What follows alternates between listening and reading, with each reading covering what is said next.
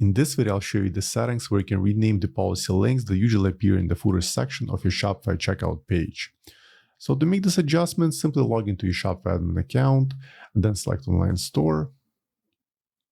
Now locate your current theme, then click on three dots and then select Edit Default Theme Content. Then look for the filter at the very top and just simply type Policies.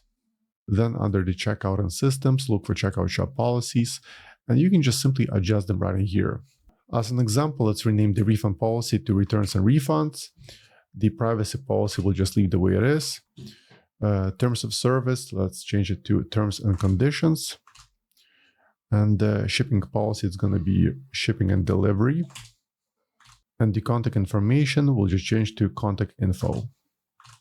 Once you made the necessary changes, just simply click on Save. Once the changes are saved, go back to the website and let's try refreshing the checkout page. Now let's scroll all the way to the bottom, and as you can see, the policy links have been renamed. So as usual, I hope you found this video useful, and for more Shopify tutorials, please subscribe to my channel. Thank you.